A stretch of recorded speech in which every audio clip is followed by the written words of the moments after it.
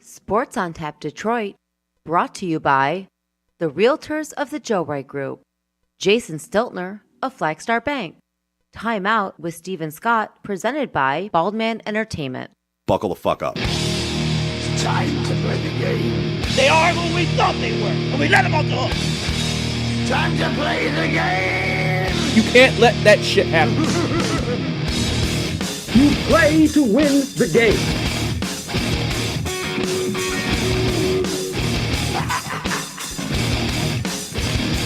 If we take a fucking tight end, I quit! Cannot win with him. Can't do it.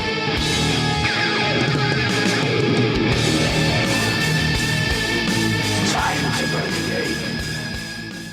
game. Good morning and welcome to Sports on Tap Game Day. I am Frank. That is Joe. Thank you for joining us this morning. Joe, how we doing? I'm good. I'm ready to get into the games. You sound a little unsure about that. Yeah, don't get me started on how I am. I was talking to you before the show, but yeah. Sunday morning, gotta love work. Sunday morning and work phone calls at 8 a.m. is super awesome, but you know. But that's the business right now. It's a great way to start the day, but you know, I'm ready to get into the better part of the day. Yes, I was gonna say, you want to jump right into it? We can. I was gonna say we don't have Chris with us today, so Okay. we're gonna miss that portion of the show today, but Yes. Frank and I will try to do our best to bring you the best content we can on this Sunday morning. Gonna try to not make this an atrocity. Yeah, we're going to try to make this as far away from a back alley abortion as we can. They frown upon those things anymore. Yeah. You ready to get into this? Yep. Sorry, we don't have Chris to keep a leash on us today. Yep. We don't get the look from anybody. So. Yeah, I know. So now shit could get real wild with my mouth. Oh, Jesus. All right, we're starting off Pittsburgh Buffalo. We got the spread at Buffalo laying 14. Looking about 50-50 right now on the money. The way I've got it, I got 49% on Pittsburgh, 51% on Buffalo. Your over-under sitting at about 45. People taking the under on that.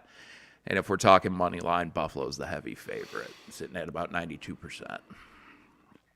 Yeah. So let me. I'm actually. Yeah, you got to find. I'm getting my war room screens all on the right track here. So. Well, we go off the basic stuff, and as we learned last week, Yeah. you have the expert analysis. Well, listen, we were so bad through the first 3 or 4 weeks. I was like, you know what, we gotta. Well, 3 weeks. I was like, I have to do something different here to make sure we bring better content and better advice to our listeners. So, Well, and if you look at our stats from last week, well, I'm not going to say it paid off, but it's starting to look a lot better. honestly, if you followed the advice, it paid off for me. So it should have paid There off. you go. If you did all the things that we talked about last week and you didn't necessarily do them on here we go, Saquon off with a big run here as we're watching this live game in Tottenham Spurs Stadium. Is that what it's called? I think so. I think so. Yeah, it's the Europe game. It's the Giants and Green Bay right now. Any game that's over there, I automatically assume they just play at Wembley. Oh, that was a Wildcat. And Saquon just taking it, and he was off to the races. Wow. That was. If he'd have cut that to the outside, he might have had a touchdown. Yeah. All right, so we have the Pittsburgh-Buffalo game, Pittsburgh at Buffalo. So you talked about it. The spread is plus 14 for Pittsburgh. And it looks like, so if you're looking bet percentage, 54% of the bets is on Pittsburgh plus the 14. So just a slight edge there when you're looking at, I'm going to change this to the world, not just Michigan here. Okay. So yeah, you've got still 54% of the bets are on Pittsburgh getting the 14. 88% is on the over, and then you've got 66% on 66% is on the over, and you've got 88% on the money line for Buffalo. Okay. And see, that's funny that you have heavier on the over there, and the site I'm on has it heavier on the under. But again, based on last week. And when you change it to the money, it does change. So Okay. 75% of the money is on the under. Okay. And you've got 80% on Buffalo money line, which, again, if you're taking Buffalo money line in this game, that's why are you even betting that? But 66% of the money is on Pittsburgh getting the 14. And if we're looking at the value index tool that we used last week that paid off for me in taking the bets that I did, that it advised us to take. So we'll just call this the value index tool. Based on the value index tool, it has Pittsburgh being a 7.03 value index in this game. It's got them projected to lose, but it's got them projected to lose by about 7.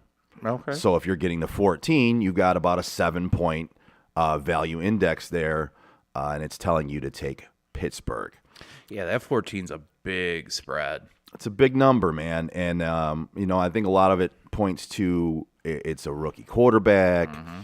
Pittsburgh hasn't necessarily looked very good. He threw 3 interceptions last week. But listen, if you look at those interceptions, you see that 2 of those went off receivers' hands.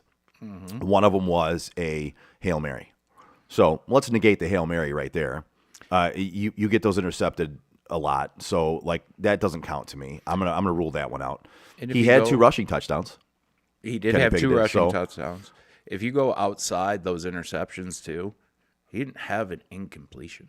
Right. Like the only incompletions he had were completions to the defense. Yep. So I'm not going to say that, I got high hopes this kid's going to be rookie of the year or something. But when you look at it for the very small sample size we got, the kid's looking like he might be able to pan out. I love the fact that you're looking deeper in the numbers like I do now. Is you look at the box score, right? And everyone's going to see the box score and go, "Oh, he threw 3 picks. Oh, that's not good." But I mean, you got to dive a little 3 deeper. interceptions. Right. You got to dive a little deeper than that. Yes, he had 3 interceptions. One was a Hail Mary. Yep. Chalk that up to, I don't even count that. And then 2 did go off the receiver's hands. So yes, in reality, those count for interceptions. But when you look at him as a quarterback, he still hit his receivers on those passes. And Like he was 11 of 14 outside the 3 picks. and 2 of those picks hit the receiver's hands. So it's not like he was way far off on those throws. A little unlucky, we'll say. But I think he's gonna be a good quarterback in this league. In the preseason, you saw some flashes from him, man. He was pretty damn good. Everyone was calling for him to start over Trubisky in the first place. I was one of those people. Same. And I wasn't a person who hated on Trubisky as much as I was great with Buffalo last right, year. and as much as I liked Trubisky overall as a decent quarterback, I was looking at it when they picked him up first. I was like, all right, that's a good pickup for Pittsburgh. I like that. But then when they drafted Kenny Pickett, and he looked so good, it was like, all right, man, you got to start this kid. And here we are. And we said, I know for a fact that I said he'd be the first quarterback replaced in the season. Yeah. And ding, ding, ding, he's the first quarterback replaced in the season. Trubisky was. Well, did we get to count that? Because Trey Lance was kind of the first one replaced, but That was injury. That's because he died. Yeah, that's because he literally was carted off the field. Maybe we'll count that. Maybe. Sorry, you know me. I just got to play technicalities with you. Uh-oh, there it is again. Yeah, no, that's not work this time. That was Chris saying he appreciated me sending over the value index in the group text so he could make his bets today while he's watching his Arsenal play. So anyway, so the pick here is Pittsburgh. We're going to roll with that. And then when you're looking at fantasy-wise, we're going to look at this game and we're going to say, Kenny Pickett makes his first official start, right? Right. And this Buffalo secondary is plagued by injuries. Tre'Davious White remains basically a long shot to play, right? I haven't seen whether he's ruled out yet or not, but you got Micah Hyde on IR. You got Jordan Poyer, who won't suit up. The secondary of this Buffalo Bills team. Do you see what Andrew said? I did not know. He said, sad news, SOTDET. I didn't get fired today, so I have to resort to gambling my way out. He was so hoping to go in and get fired today. Listen, man, I don't hope that for anybody, but if that's what you wanted, I feel bad you didn't get it. No, like I told you, he got that call like late night last night. They had to go in first thing in the morning. Like, again, same industry. Yep. Like, I you get guys it. are just getting bent over right now. I get it. We're getting railed. I completely understand. I guess the only difference is I'm not worried about my job. And Oh, he's not worried about it. oh, he was just hoping. Yeah, Gotcha. like Okay. he's just at the point where he's fed Well, up he's with like- it. he's like, yeah. Yeah. See, I haven't he's hit- tired of getting bent over. I haven't hit that point yet, Andrew. So I'll let you know when I do. But it's frustrating to say the least, bro. I feel your pain. But so back to this Pittsburgh game. I like George Pickens in this game, and he didn't show much until last week. But if you see his numbers with Kenny Pickett in there, listen, Kenny's throwing to him, and Pickens has the talent. So you saw that flash of his catch that he had against Cleveland, which was the one-handed Odell Beckham-like catch. And then you see last week with Kenny Pickett coming in, Pickens was his guy. Pickett and Pickens. Take your pick. Pick them both. I like them both in this game to put up some numbers. There could be some garbage time in this. And Buffalo's secondary is still banged up. They're like I said, they're plagued with injuries. They're awful right now. 3 6-rounders and a rookie. Yeah. Like, I know I keep saying that every week, but right now, like, that's where they're at. Yeah. It's that bad. It is. It is. And they're playing decent, at least for what they got. But Yep. And then, so if you go over to the other side of the ball here, obviously Josh Allen is a must start. I got him ranked as my number 1 quarterback for the week again. yeah, You could do worse than Singletary. He's been getting some passes out of the backfield. He's been getting catches, so that's always good for fantasy. I've got Stephon Diggs rated as my 5th best wide receiver for the day, for the weekend. So, again, you could plug him in and... Sorry, you're all right. I get warnings on the computer here for the God blessed Windows updates. The bane of my existence for the show is the window update. So you've got that play, and Gabe Davis. Listen, I was high on him before the season started. He flashed in that first game, and then he got injured, and he hasn't done much since. I guess you could do worse than him in this game. I believe he's playing. Frank, do you by any chance have the Twitter pulled up for Adam Schefter to see injury updates? But I can would you mind doing that? Because I don't have Twitter on this. I got the ESPN page up right okay, now. Gotcha. But so Isaiah McKenzie is doubtful, not doubtful, but he was questionable with that concussion that he was in, the concussion protocol. So, I don't know if I would rely on anybody else other than Diggs in this game. If you have Gabe Davis, you could do worse in this game. But again, he hasn't really done much since that first week. So play at your caution. All right, who are we looking at as far as injuries go? Isaiah McKenzie. McKenzie. Yeah, Gabe Davis is off the injury report as last I saw. So yes, I did see he was off. I did see Dawson Knox was completely out. I'm not seeing anything. Dawson Knox is out, and he hasn't done much anyway. So right. You're good there. You know what, though? I'm not seeing anything as far as McKenzie goes. Okay. Gotcha. But, again, we've talked about this numerous times. With how deep that offense is, even if he's playing, he's going to be more of a decoy out there. Yeah, I don't necessarily know that I trust it completely. So. Yeah, but no, it's not saying anything. And as far as ESPN goes, he is still questionable. So, gotcha. All right, let's move on from this one then. So he was on limited practice. That's what it was. Gotcha. All right, we're going to move over to Los Angeles and your Cleveland Browns. Pretty close spread right now. That's what she said. Chargers right now are laying 1.5. Sorry, I didn't expect that one. Chargers are laying 1.5. Your over-under right now is set at 47.5. We're looking a little heavy on the over for this game. And then if we're looking money line, Chargers are, I'm not going to call them a heavy favorite, but they're definitely the favorite. Yes. So betting percentage here that I have, I'm looking at, Browns have 55% of the bets going on plus 1.5 right now. This line is different everywhere you look. And so depending on where you're looking at this one will depend on what you're going to get. I'm going to bring up this separate screen here to see this. Touchdown Giants. Touchdown Giants. And was that Bellinger? Tight end. Like it. The tight end, Bellinger, for the touchdown. And it is so crazy how there's so many NFL fans overseas. There's a lot. All right, so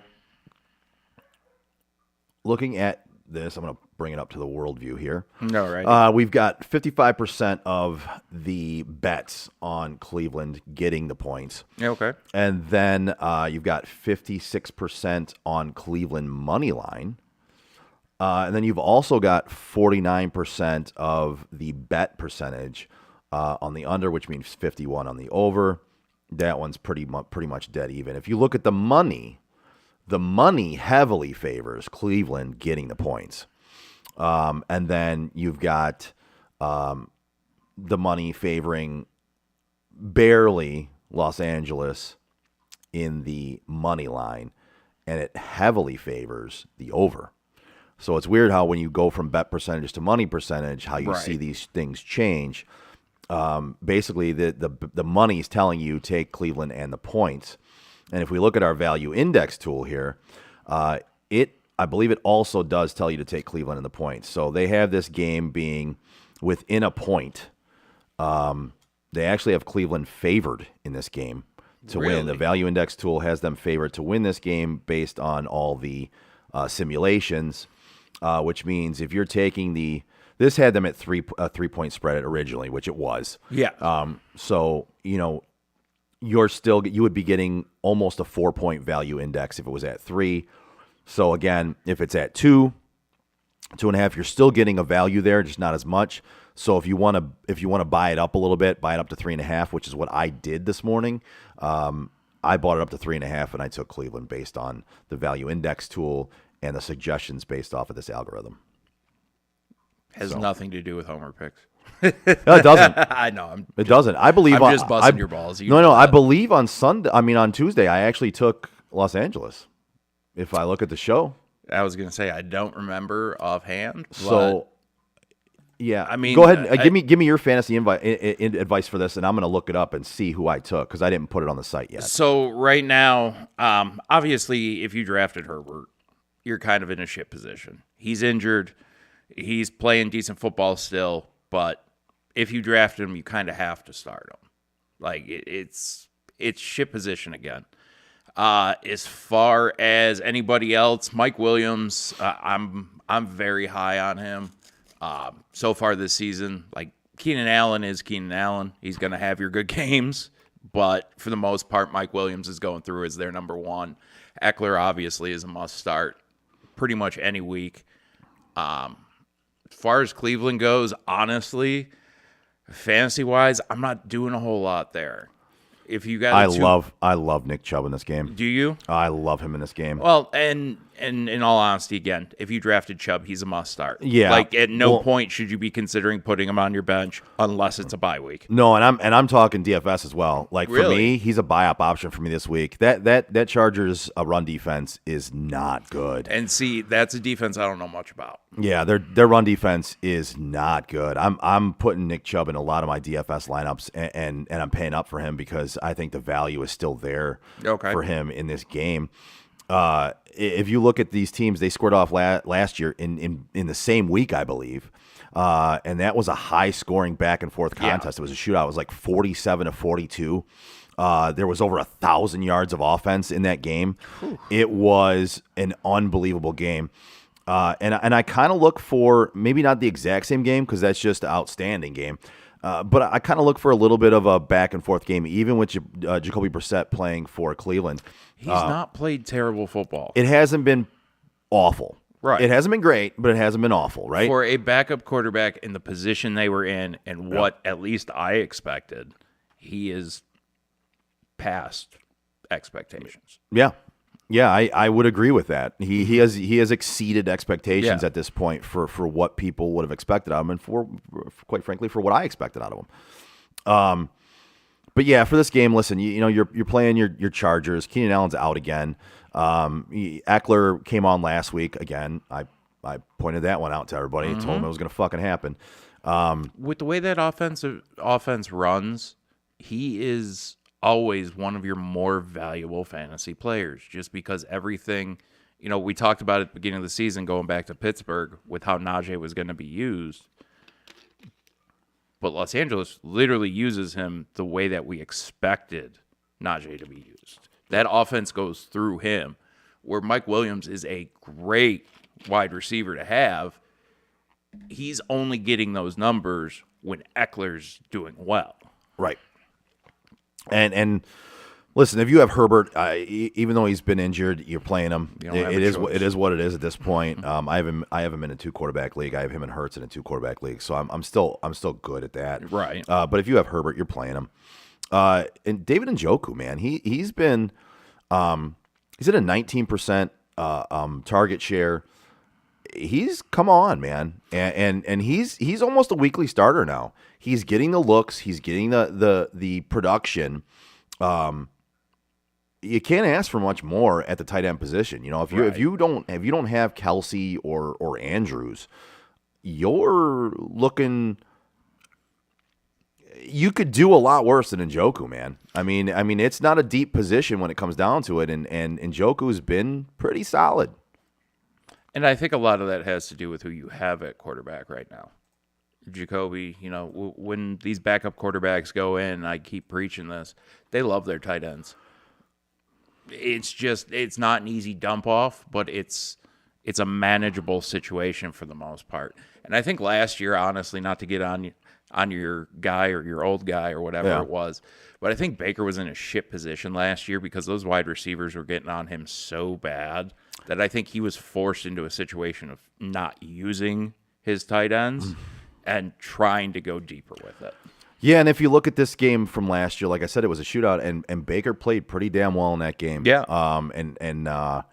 He was keeping up with that Chargers high-powered offense last year. He was going toe-to-toe and punch for punch with them with this offense. So can Jacoby do that? I don't know, but they're relying a lot on the run game, and that Chargers run defense is not good. And basically, before we get off this game, I will tell you that I did take the Chargers on Tuesday's picks. Okay. So me taking the Browns today is not a homer pick. It is me analyzing the data from Tuesday till today and realizing that, that's one thing I hate about making the picks on Tuesdays. You make them so early. Yep. After you look things over, you end up wanting to change some of your picks. But, we're all in the same position on Tuesday. We're making the early picks. We're making them real early. So, and you can't say, oh, well, shit, I wish I could have taken that back. It is what it is, man. You're making the early picks on Tuesday. And with doing the Sunday morning show, I actually like it because it shows you, okay, this is what we were thinking on Tuesday, and this is where things have changed up until today. Yep. And not that it makes Sunday must watch, but if you're trusting our opinions on Tuesdays, you should probably come back on Sundays just so you can see the way that we've seen things change. Right. See how it has played out over the week and how our opinions change based on looking at all the information we're able to look at over the rest of the week. All right, well, moving on. We've got Houston and Jacksonville. Somehow a matchup I'm actually excited to watch because what are the Jags going to do? Are the Jags going to finally show that they're a team? Like we discussed this last week. They played great against Philly. But now is the game I want to see because are they going to play down to Houston's level? Are they going to be one of those funny teams that's going to play to their competition? Or are they actually the team that we think that figured shit out finally and is going to start making statements? Yeah, and I think I don't think so. I know we all agreed last week. They're for real. Yeah. And they have a damn good defense. That offense is progressing. James Robinson, what a recovery that dude made.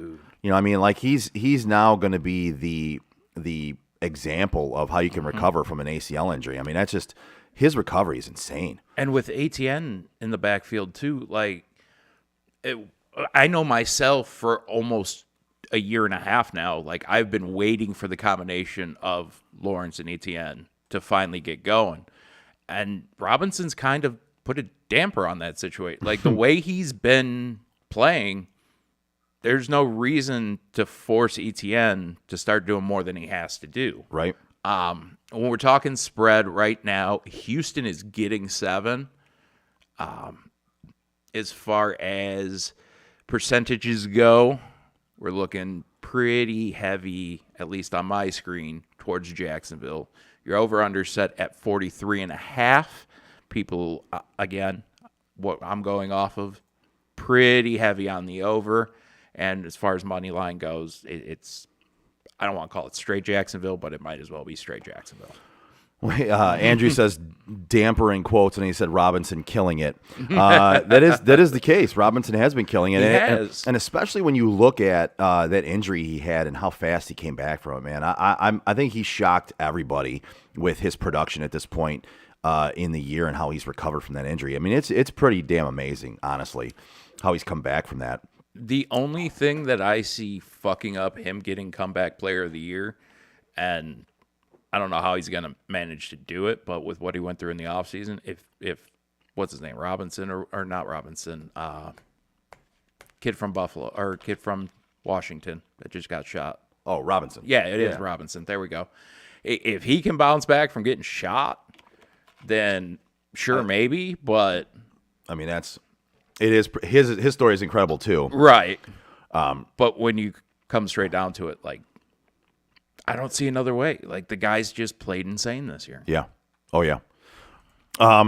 So if you're I'm looking at the world bet percentage here, and we've got 69% of the bet percentage on Jacksonville minus the 7. You've got 78% of the bets on Jacksonville money line, and 51% is on the under. But when you change it over to the money, you've got 58% on Jacksonville minus the 7. You have 70% of it on Houston money line. And I think I'm going to tell you a reason behind that in just a minute. You've got 71% of the money on the under as well. So the under is pointing out in both directions. Jacksonville minus the 7 is kind of pointing out in both directions. But the reason the money is on money line Houston is because when you look at this game script and you look at how it plays out, we've got the value index tool that we go based off of at this point, and it says this is going to be a 4-point game. It says Jacksonville is going to win by 4 based on all the simulations that they average out. 4-point win. If you're getting 7 points, that's a 3-point index in favor of Houston, which means it's going to be a close enough game that the money bettors think it's going to be close enough that they're taking Houston money line to try and make that money, because the money line bet is at plus 266. So if you think it's going to be a close game, the smart bettors are going to put money on close games like that have a high payout. Right. It makes sense, right? So that's why there's so much money on the money line for Houston, because the money bettors, the big bettors, Right. are putting money on that money line, thinking, yeah, if it's going to be that close of a game, they have a chance to win. If they do, then that money pays off for them. Yeah. And I mean, the odds I'm getting right now are plus 260. Yep. That if you've got faith in Houston, and in all honesty, Houston with an 0-3-1 record, like, they're not an 0-3-1 team. Right. They've not played awful. Like, yes, they're gonna be a losing team. They're not having a great season, but they're not 0-3-1. Right. So, Jacksonville, again, it's how much faith you have in Jacksonville. And I like Jacksonville. I think I lean towards Houston getting the 7. And I actually paid up a little bit for it. I got them at 10.5 so I took them at 7. Okay. I took a money line for a little bit, but I also put them in a parlay for the 1 o'clock games at plus 10.5. When you do parlays, you can play with things a little bit and still make good money off the parlay if it hits. And parlays, it's not a smart way to bet. Any true gambler will tell you that. But listen, I only dabble a little bit in them, and if you hit, 1 out of every 4, Right. 1 out of every 6, you're still paying your money off. So it's risky, but you play parlays at your own risk. And if you're playing parlays of the 1 o'clock games, like, you put $5 on it, payout's pretty decent. Exactly. So it's low risk, high reward, and it's just fun. Like, I love betting parlays. Right. It's not the smart bet, but it's a Right. fun bet. And I'm with you there. It's not smart, and any bettor will tell you that, but I enjoy doing it. I dabble in it because it is kind of fun. It's nice to hit those every once in a while. Yeah, for sure. Anything else on this game, fantasy-wise? Lawrence in a 2-quarterback league. Yep. I'm saying start him. Yep. If he's your only quarterback, question mark. I respect you taking the risk on that. I don't know that he's my go-to number 1 quarterback right now. As far as Houston goes, running game, maybe look at, what's his name? Is it Pierce? Yeah, Dameon Pierce. Pierce. I love him this week, actually. Yeah. So I'm going to tell you, I've got him ranked in, 1, 2, 3, 4. I've got him ranked within my top 15. Okay. He might be right about 15. So we're looking at RB2 for him. Yeah, you're looking at about an RB2, a solid RB2. Yeah. I think it's a decent matchup for him this for week. sure. So I like him this week. I like him season long. Obviously, we talked about that before the season started. I do like him this week. I'm playing him in almost every league I have him in. So, take that for what you will. I am playing Trevor Lawrence in 2 of my 2 quarterback leagues. I like that. I like that matchup this week, and I like the way he's been playing, man. He's been solid, and maybe the volume won't be there for him today, But it's going to be. I think it's going to be a little bit heavier on the run script. I think James Robinson has a good day today. But I've got him also ranked. I've got him ranked around 12, so he's borderline running back 1 this week. But you can do worse than Trevor Lawrence. If your starting quarterbacks besides Trevor Lawrence are guys like Matt Stafford, if you had to pick up Bridgewater, Wentz, Tannehill, Zach Wilson, Geno Smith, Jared Goff, Brissett. I'm starting Lawrence over all those guys. Okay. I like this matchup this week. Like I said, the volume might not be there, but the matchup is there for the quality over quantity. Right. As far as Jacksonville's wide receivers go, I'm definitely starting Kirk. I like that matchup this week too. I don't know that he's a must start every single week, but more weeks than not, I feel like he's trending in the direction of probably being your wide receiver 2 at least. Yep. Is Zay Jones still out? That's one I got to check here. Let's see, Zay Jones. I'm not sure. I don't have the update on that. I know I believe he was still questionable last time I saw. Okay. Yep. I'm taking a peek here. Zay Jones questionable, expected to be active though. Okay. Again, when you're looking at questionable guys, expecting them to be active, how much of that's them just going to be on the field just to draw some sort of coverage? Zay Jones is fast as shit, though. If that he was productive. Yeah, he was productive. But so. I'm going off of even if I call them decoys out there. But if he's just going to be used in that role, he's going to stretch the field. He's going to force you to go downfield with him. Yep. So it's going to really open things up on the under for Christian Kirk. Yeah, I really like Kirk in this game, and he's been getting the targets, man. You can't question it. He's been getting the targets, and we question that contract, right? And you could still question it. It's a big contract, but listen, at this point in time, he's been living up to it. So you kind of got to just go with, he's living up to it. On the other side of the ball, Brandon Cooks, he's got a 26% target share, so you're going to play him in a league where just most of the time he'll be your third wide receiver depending on where you drafted him and you're playing him. I do like Nico Collins in this game. He's an interesting wide receiver 3 or a DFS option, a flex option even. I think they're going to have to throw in this game, and he's an interesting play for me in this matchup. But I don't have much else to go on this one. It's a bummer. Chris was missing a compilation that the network put together for Carson Wentz getting sacked. Oh, man. I know he would have. Chris would have loved that.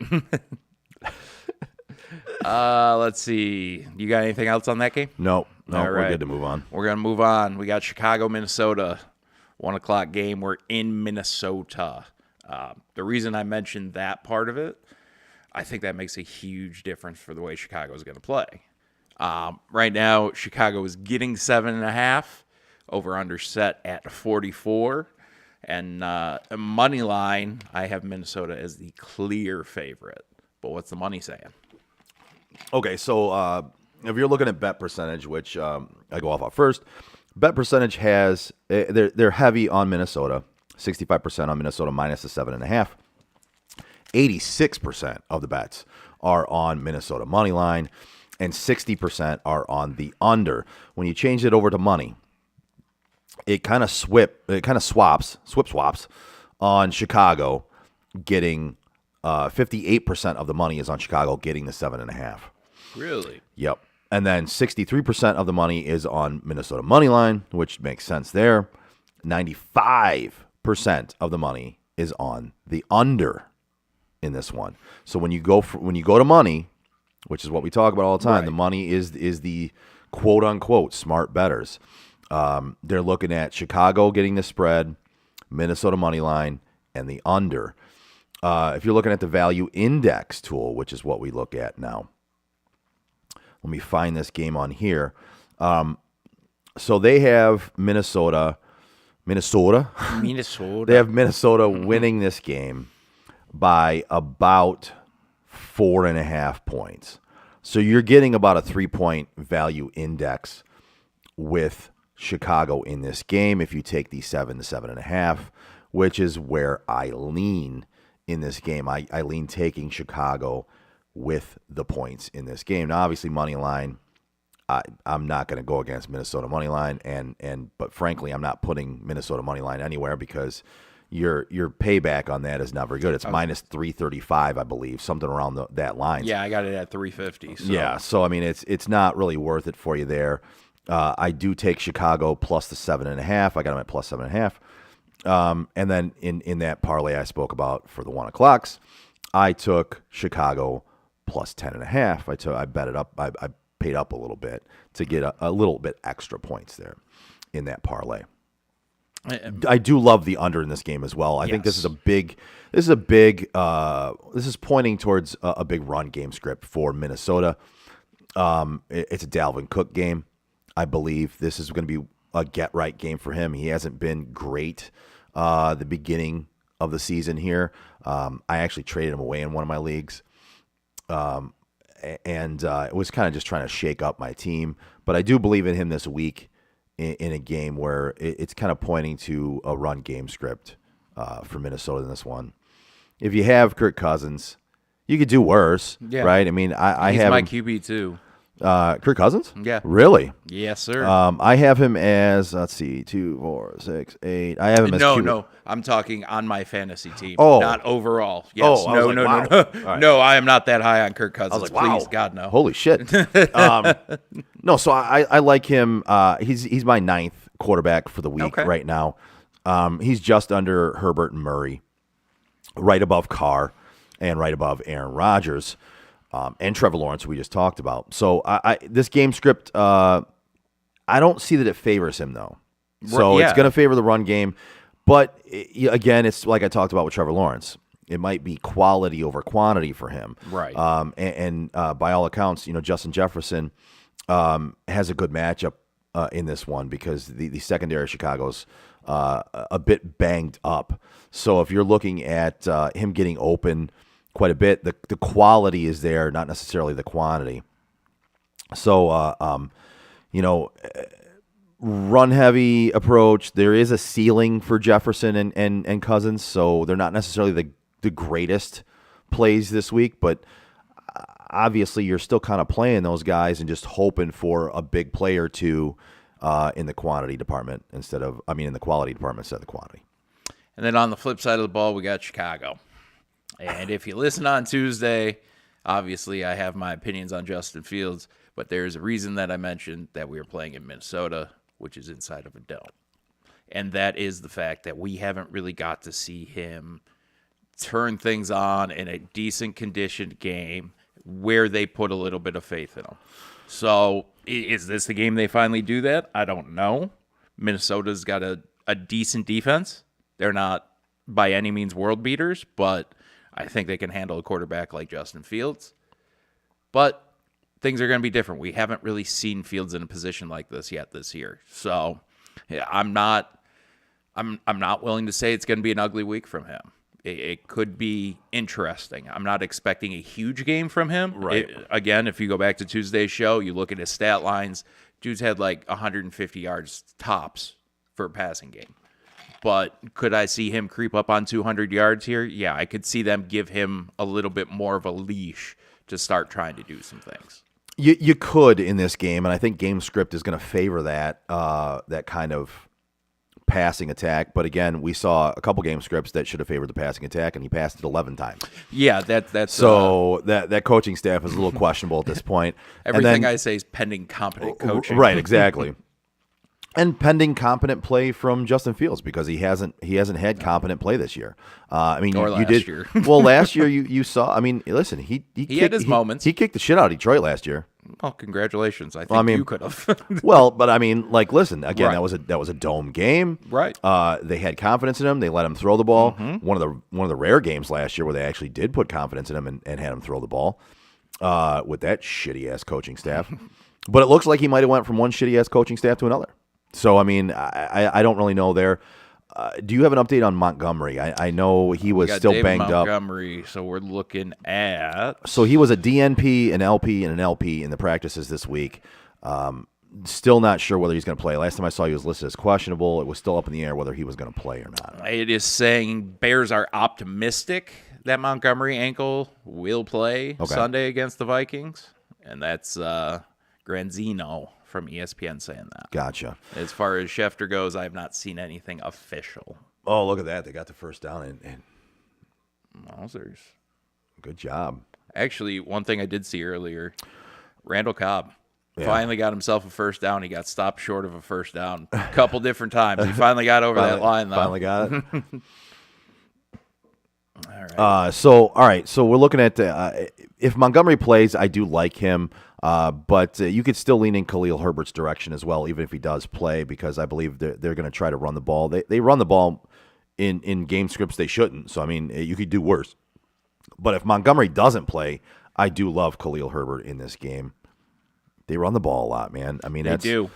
They stick with the run. So, And he's looked good. and honestly, Montgomery's looked good when he's been healthy. So, I mean, both running backs look good. I think Chicago leans on that run game. Sometimes more than they should, but you could do worse than those two guys. I'm not playing anybody else on Chicago, I'll tell you that. We can move on from this one. It's an ugly team. Dale, I can't disagree on that. I think if you've ever listened to me speak, you know my opinion on them. Yeah. and Herbert and Fields. I was going to say, I don't got a problem with her. No, it's Fields. I meant Yeah. Fields, but yeah. All right, we're going to New England for the Leos and the Pats. Ooh. What I'm expecting could be an ugly game, depending on the defense that shows up for Detroit. If they look mildly competent, I think Detroit has no issue in this one. If they look exactly like they've looked all season, then the spread's going to get the spread will hold true, and the spread's looking right now with New England laying 3.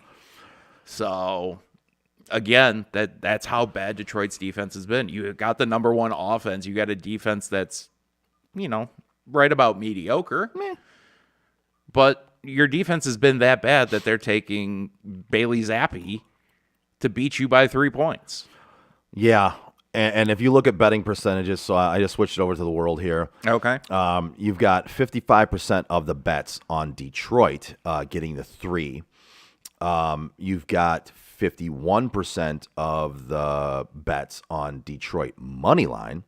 67% of the bets are on the over, which I also like in this game. That should probably be a penalty, but they're not going to call it. Yep. No, it's Daniel Jones. It's fine. Yeah, that's Can't fine. do any harm. No. So then you've got the money. The money is on New England minus the 3. It's on Detroit money line, and 57% is on the over.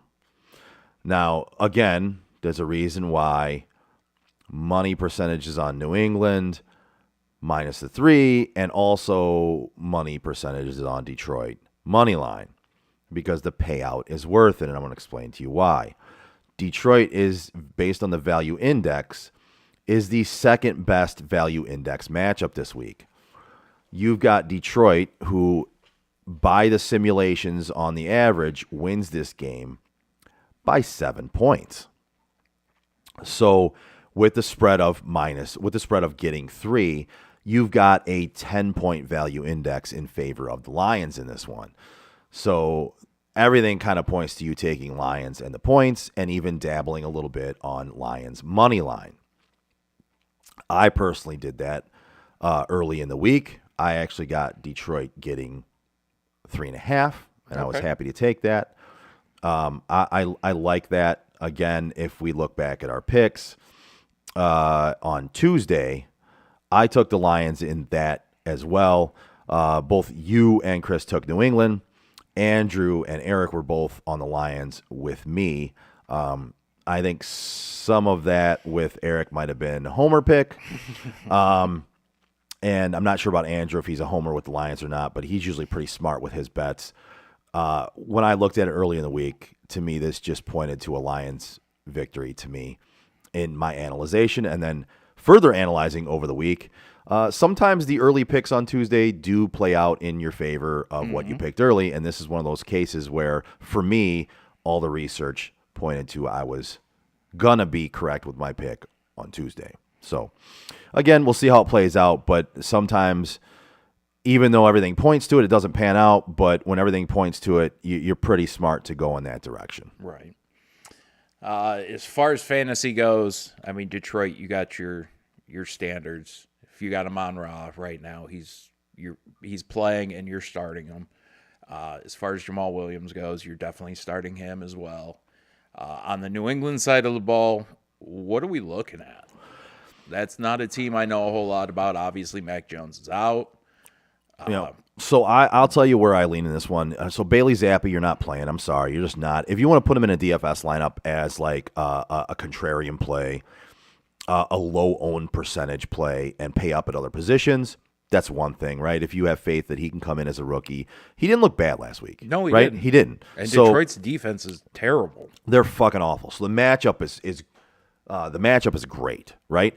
But for me, what I look at on the side of New England is Damian Harris and Ramondre Stevenson, and the Giants just got a field goal here from Yes, sir. Gano. So his second field goal of the game? Yeah. All right. Are they for real? It's 20-13, right now. The Like, Giants? I don't want to say they're a good team, but They're- they don't suck. Well, they're better than people thought they were Yeah. going to be. And listen, part of that comes down to, and I'll get back to the New England game here in a second, but Yeah, part of that for comes sure. down to something I said before the season started, is it all came down to Saquon. Yeah. And if he could carry them, if he could be And he the has. Yeah, and he has. If he could be the Saquon from rookie year and show that burst and play the way he played in his rookie season before he started getting injured so often, that team was going to be better than you thought. Right. Not necessarily good, but better than you thought. Like, they can hang in there. Yeah. And that's kind of what has happened with them. But back to a running game for New Yes. England. Damian Harris, Ramondre Stevenson. I love both those guys in this game. I think they're going to lean heavily with the Bailey Zappi in at quarterback. They're gonna rely heavily on Damian Harris and Ramondre Stevenson. I love both those guys. If you're putting them in your lineups, I have them both in different leagues, Okay. and I'm playing them in those respective leagues. And then also, this is gonna sound funny, but I've got a couple DFS lineups in some tournament games that have both of them in there. Really? I listen. Detroit is so bad against the run, and you've got Bailey Zappi in at quarterback. This could be a high scoring game. So if you're looking at tournaments, cash game, I would put one of them in there and just choose one. If you're doing 50-50 DFS, choose one.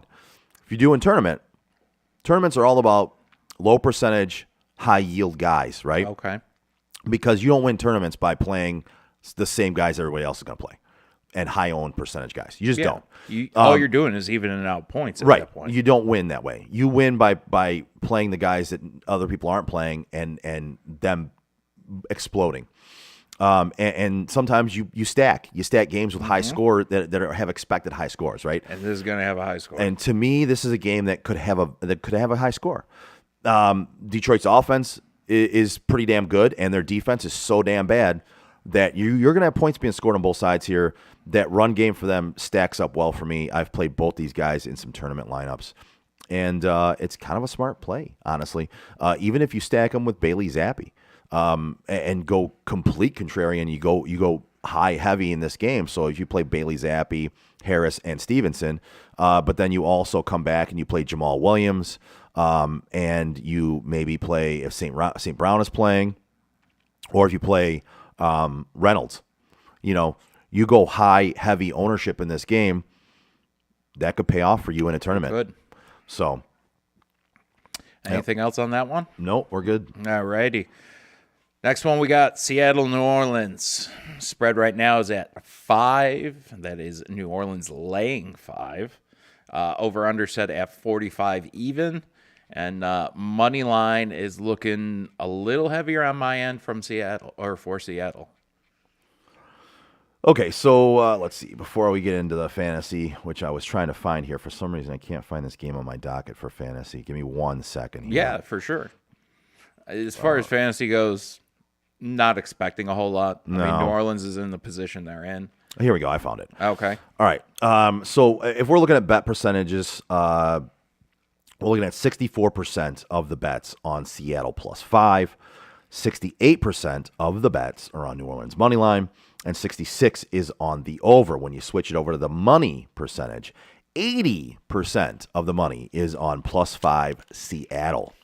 You have 84% of the money on Seattle money line, and you have 76% of the money on the over. Again, I switch over to the value index tool, which most of the time the value index tool and the money percentages kind of tell you the same story, right? Right. And they're not linked, but they kind of are, because the value index tool is along the lines of what somebody who professionally gambles would go off of. It's the smart money move. Right. Exactly. So you look at it and they kind of tell the same story. So this was 5.5 when I had this when they ran this.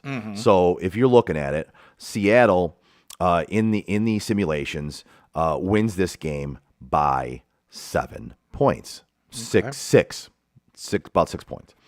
So with the 5.5, you're looking at about an 11.5 point value index rating. They're the highest value index rating of the weekend.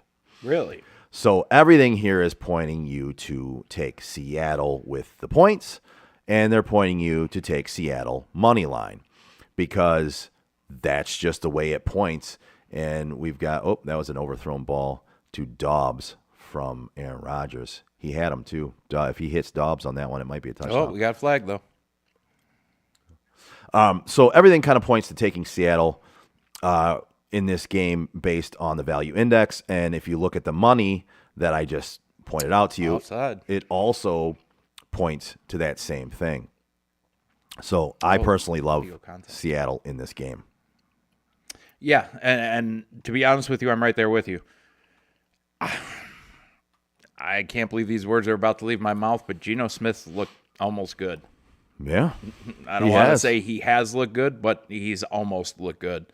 And New Orleans, I said it when we were bringing this one in, New Orleans is New Orleans right now. I don't know what to make of them. Jameis in and out. Like, the whole situation down there is just suspect. It's rough. Yeah, like this could be a team that I could see finish the season with 1 win, or I could see this being a team that turns it around and figures things out. Well, and it's rough. I mean, you got Jameis Winston hasn't played for a little bit. You got Andy Dalton, who's going to get another start this week. You got Michael Thomas, who was good for the first couple weeks. He looked like the old Michael Thomas, who was out there, and then he got hurt again. And I know he's doubtful. He's trending towards doubtful in this game. But the New Orleans defense is still pretty damn good, right? So I don't necessarily love the offense on the other side of this, but Geno has played admirably. When you look at how he's played, I want to see Kamara come out. The Seahawks can be had on the run, as you saw last week with Detroit. Jamal Williams kind of ran all over them last week. So if Kamara is playing in this game, and if he's anywhere near healthy, I like him in this matchup. Schefter saying he is questionable but expected to play. Kamara? Yes. Okay. And that's kind of the news that I've been going off of as well. I like him in this game. I do like Olave in this game without Michael Thomas, because he's been getting deep attempts. He's been getting deep targets, which is not necessarily his overall game, but it's kind of the way it's panned out in New Orleans so far. And he's done pretty decent with that. Jarvis is questionable. Like, if you've paid attention to the way he's been used the past handful of years, dude's one of your most sure-handed options. With him being questionable, obviously it looks like he's going, but it's going to open the field up again for Love. So, yeah, I'm not going to say he's a must-start, but I'd be starting him. Well, and before we move on from this game, moving off from fantasy, I do want to say that if you brought up Geno Smith, I want to say he's 5-2 against the spread with Seattle over the last 2 years as a starter. So with the money and the value index pointing to a Seattle play here, that again just backs you up a little bit. Geno is 5-2 against the spread with Seattle over the last couple of years as a starter. So last year in playing in place of Russell Wilson, and then this year after Russell's moved on, that's a good percentage against the spread. So After Russ in his mind has upgraded and everyone else's mind has downgraded. yeah, that's good God. Are they on a bye week, or are we going to get there at some point? Who? Broncos. Oh, they played on Thursday. Oh, that was the Thursday game. That was That's the shitty-ass That was- Thursday game. Oh, God. I tried to block that out of my memory. Yeah, that was the shitty ass Thursday game. I don't blame you for blocking it out. It is one game, and we've talked about it a few times, but all three of us sat there and watched that thing and asked each other why they were watching it. Well, and Chris was the smartest one of all of us. He actually went to bed. Yeah, at, Chris with gave up 10 minutes on it. left. Yeah. And Joe and I sat there even after the game going, why'd we watch this? This was awful. It was one of the more questionable decisions I've ever made, and I've made a lot. I've made a lot of questionable decisions, and I feel you on that one. I feel the exact same. I finished watching that game, and I was like, wow, all the things I could have done with my life during that game. And this is where I'm at. As I had that conversation again last night with Billy. I'm like, I watched that entire, and he did too. I watched the entire game, and I go, after I watched it all, I go, what the fuck? Why? Why did I just watch that? I've turned off better games. Mm-hmm. I don't know what I was doing. Anything else on that game? Nope. Good to move on. All right, we're moving on. We're going to Miami and New York. That would be the Jets. Obviously, the Giants are still playing right now over in England. Spread looking at 3.5. Miami's laying it. Over under set at 45 even. And your money line is giving you Miami as the favorite, but not the heavy favorite. Yeah, so if you're looking betting percentage, it's 69% on Miami, 67% on Miami money line. So the first one was Miami minus the 3.5. That's a catch, by the way. That is a catch. And then 55% of the bets is on over 40. This has it at 46, but it's 45 right now, so Okay. I would take that. If you switch over to the money, so money has it heavily favored with Miami minus the 3.5. But the money then favors New York money line. And again, I'll let you figure that out. Before I get to it, I'll let you guys at home and you sitting there figure out why that is, because I'm about to tell you the same thing I've told you on several other games why that is. And then 76% of the money is on the over at 46. So if you got it at 45, that's good to go as well. So I'm going to tell you why. How did that get overturned? What? They said that's not a catch?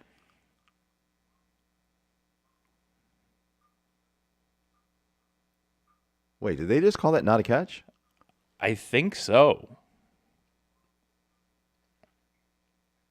No, they call it a catch. Okay. Yeah, they must have ruled it not a How catch do at you first. rule that not a catch on the field? Yeah, I don't know. He started dragging that foot at the hash. Like, Aye.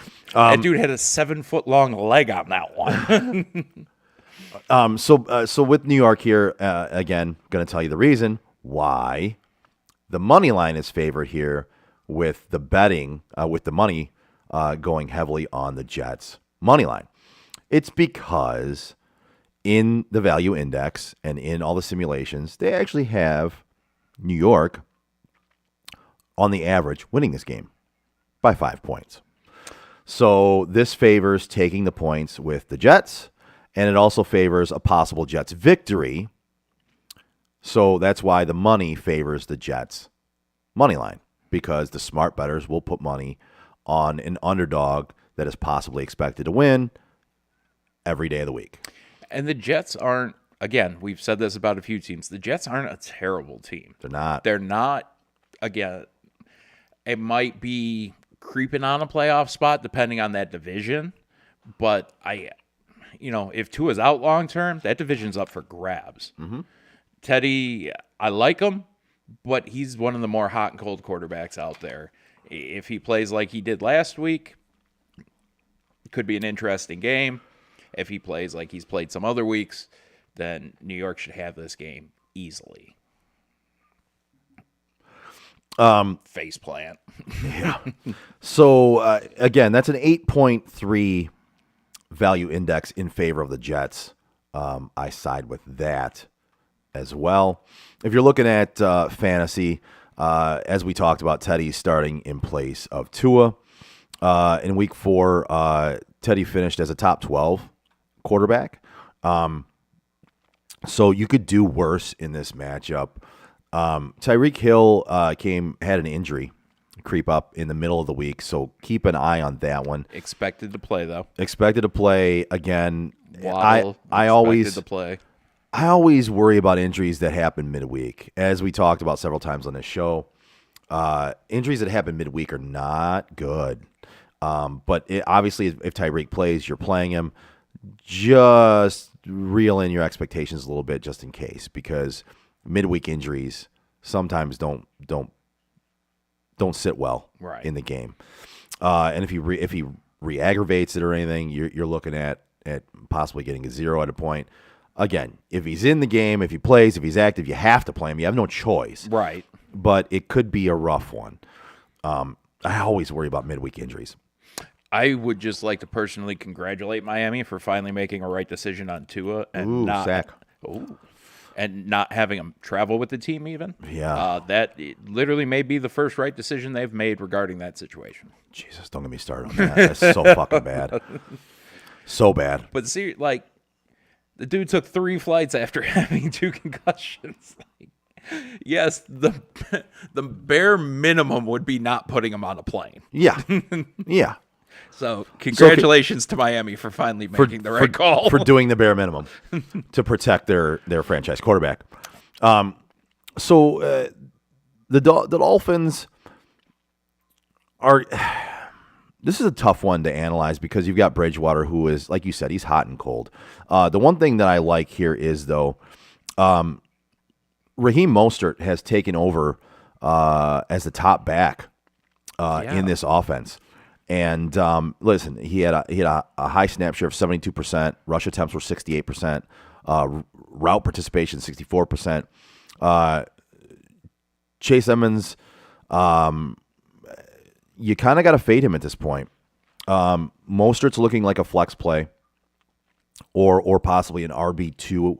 I have him in some DFS lineups that I like his matchup this week against the Jets. Did you flex him out, or did you put him at RB2 there?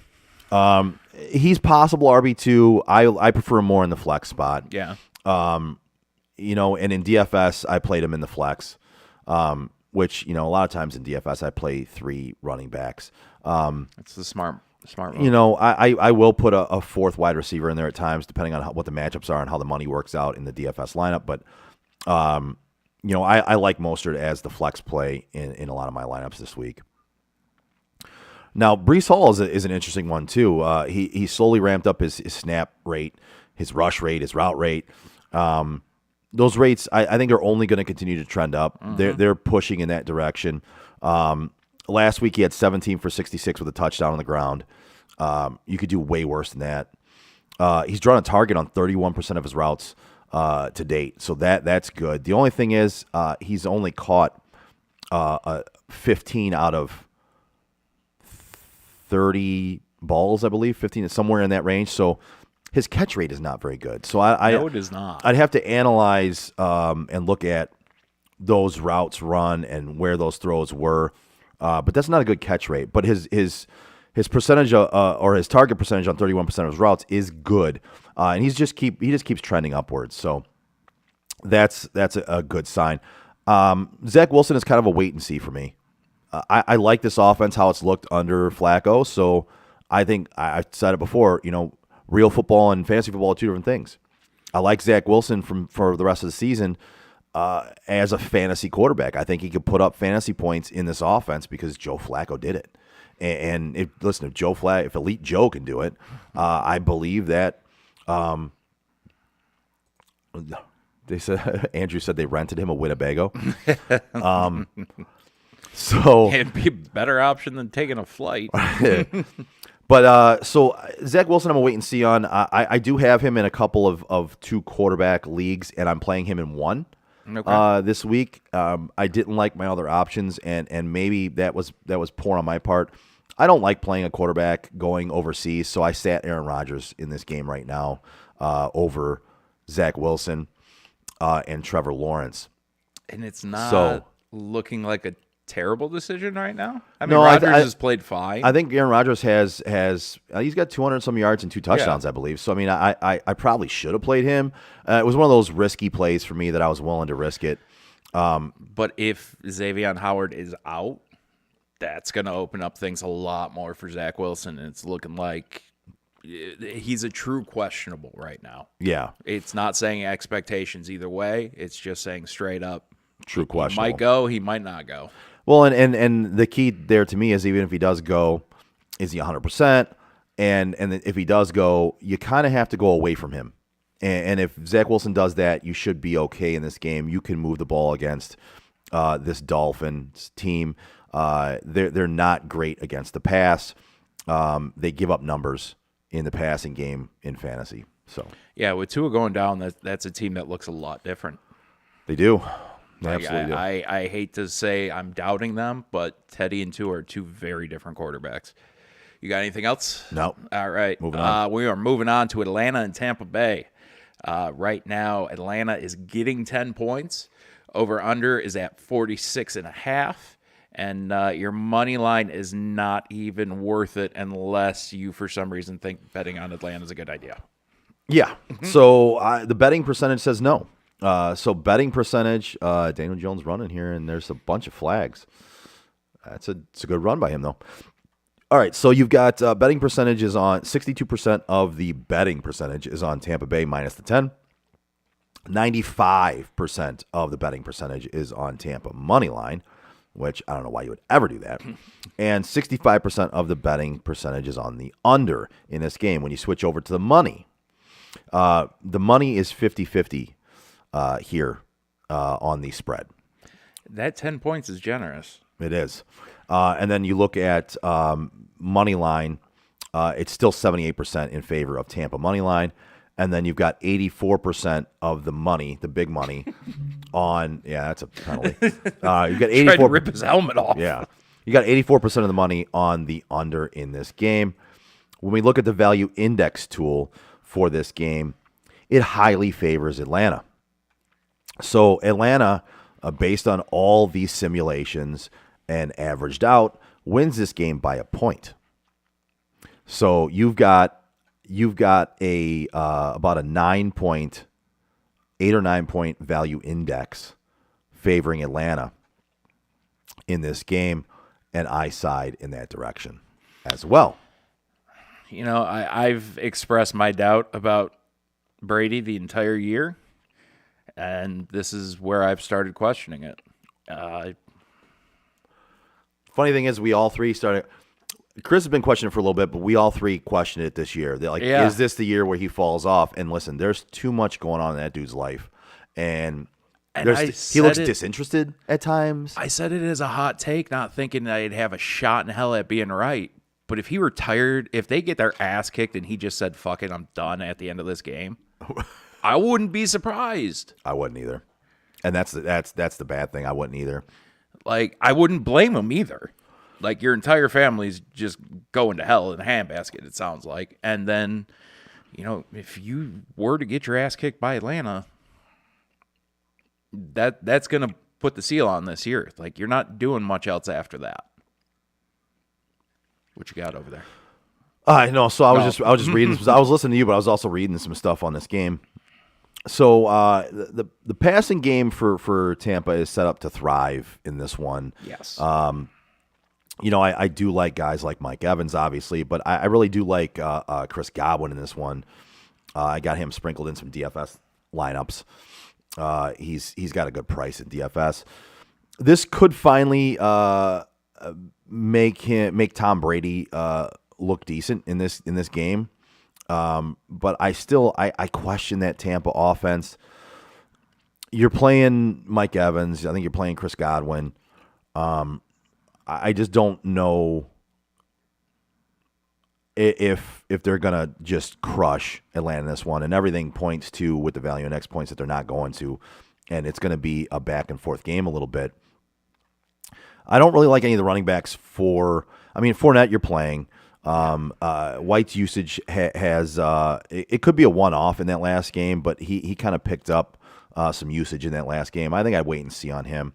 Running backs on the other team, Tyler Algier and Caleb Huntley, because Corduroy has been put on IR, and Damian Williams hasn't been playing. I think he's on IR as well. No Pitts means we should anticipate an even higher target share for Drake London, and he's already had a 34% target share. Now, it's an offense that doesn't pass a whole lot, not as much as most teams, but I really like Drake London in this game.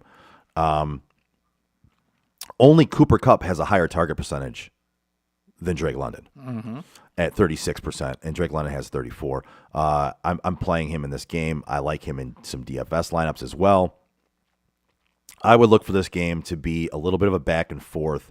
I think Atlanta surprisingly sticks in this game, and again, the value index and the money bets kind of tell you that as well, at least within that 7, 8, 10-point range. 10 points is a lot. This started out at like 8.5.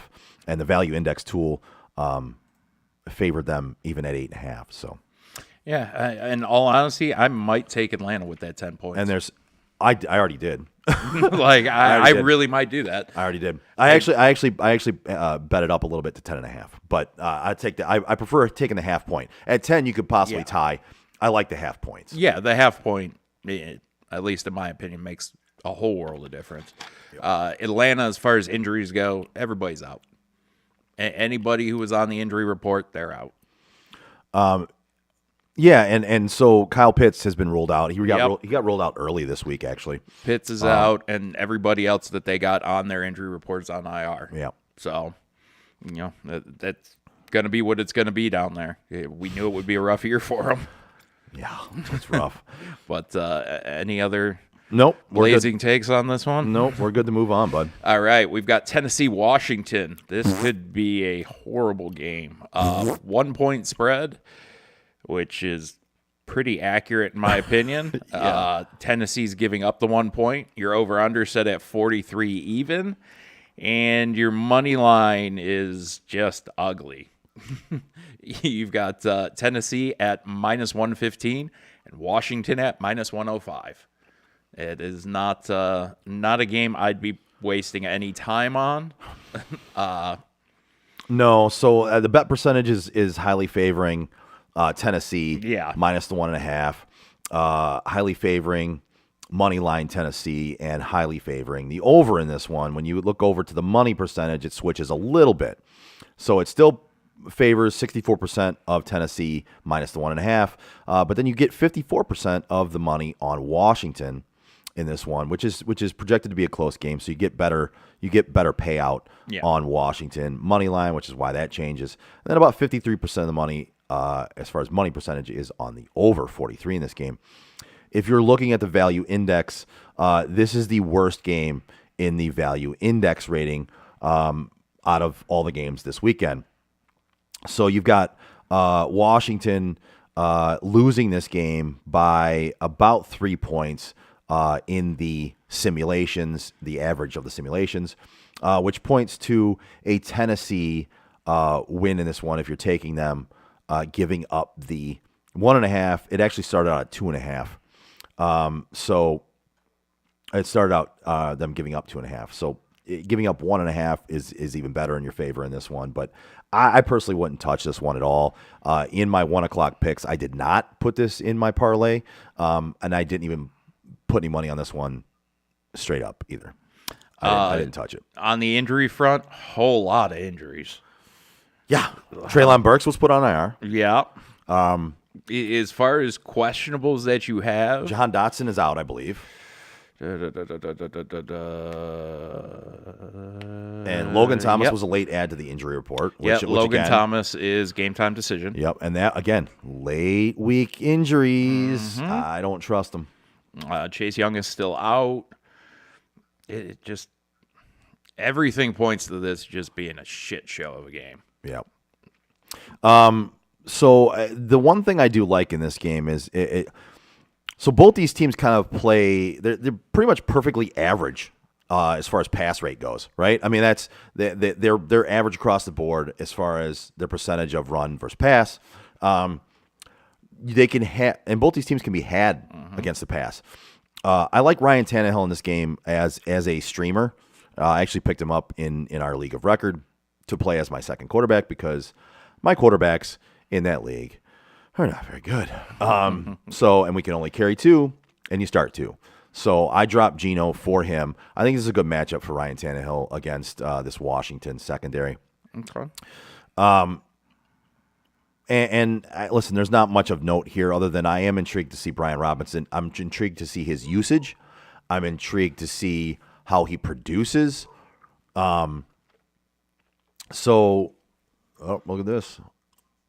The Giants are about to put this in for a touchdown, tie this game up. They're within the 5 at this point. And I'm just going to tell you that the value index tool for this game favored the Giants. The value index favored the Giants in this game, and they are about to take this in and tie it up. So possibly another one of the value index pointing you towards a win in this one. They're at the 7-yard line right now. It's a very interesting situation. 3rd and 3 at the 7. And Daniel Jones, and they just got the first down, and they're within the 2.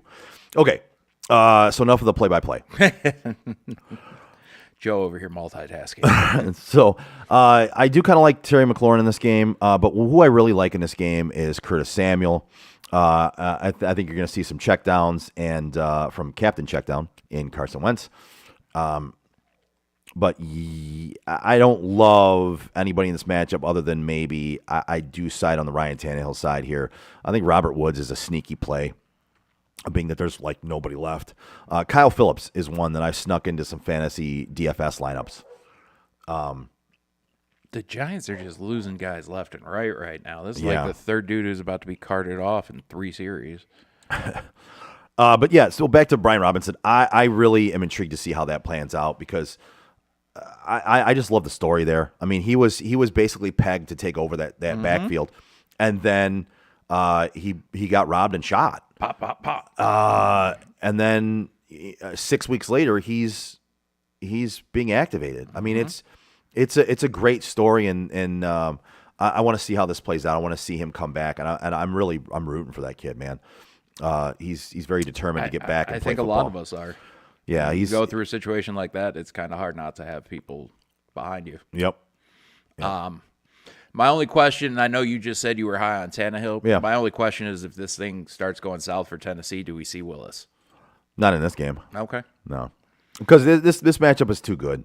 I don't foresee it going south in this game. Okay.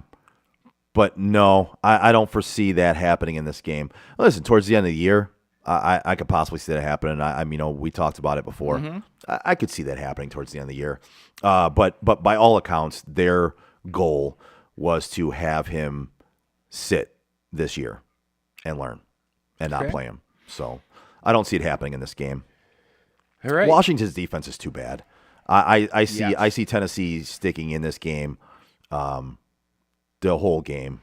So just gonna let King Henry run wild. And you listen, that's a matchup that I don't dislike here, and he's been more active in the passing game as well. So he has. Let me look here at this. Well, it seems like they're trying to get him off of the 1 every 5 games going off for 250 yards. Well, he's had back-to-back 5+ target games, which is rare for him. They're trying to make him a little bit more versatile back. Yep.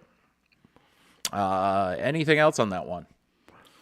No, other than hitting on Derrick Henry one last time. He's been number 2 among all backs in fantasy production over the last 2 weeks. So, you're not sitting him ever, but in this game, I think you could expect some very good points out of him as well. I think it might be a third straight week of being in the number 1, 2, or 3 spot for him.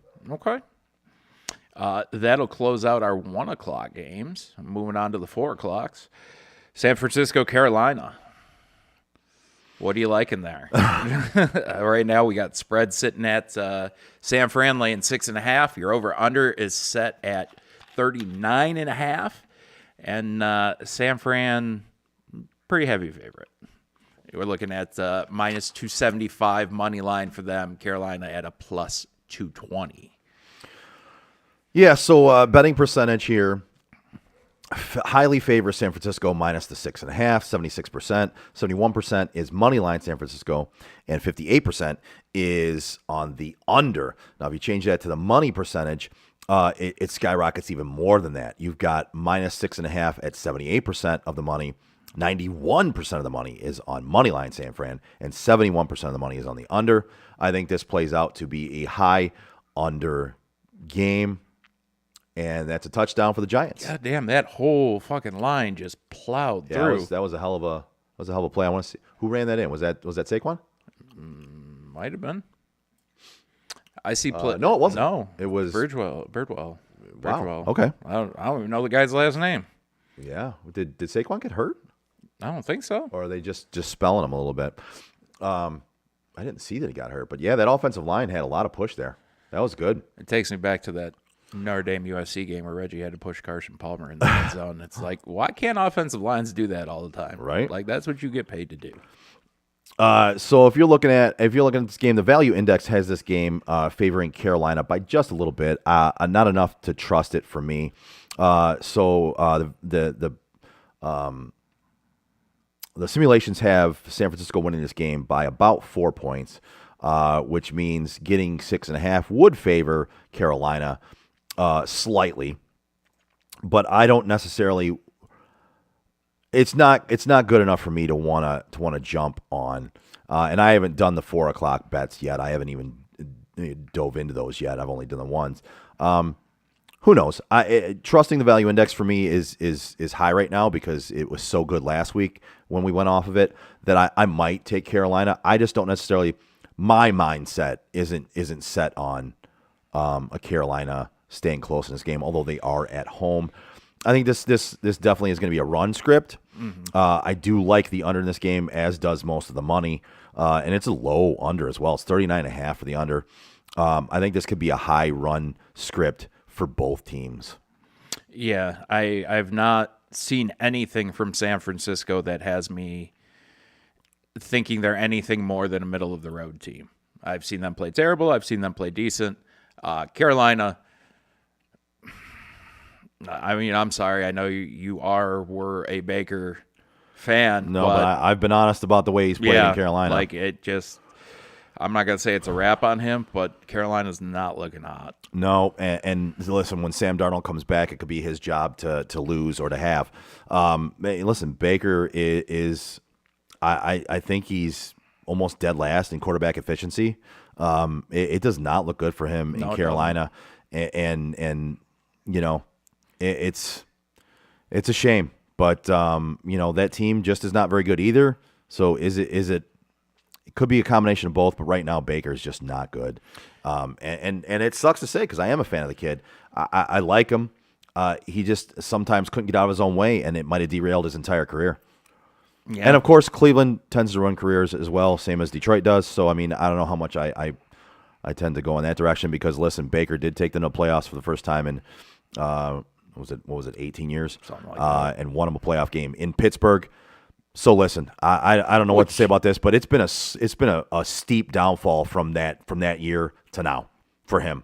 Yeah, it's last year playing through injuries. There was a passing moment where I was like, you know what? Put him behind a good offensive line, a pretty decent offense. And then I went, no, that'd be Detroit.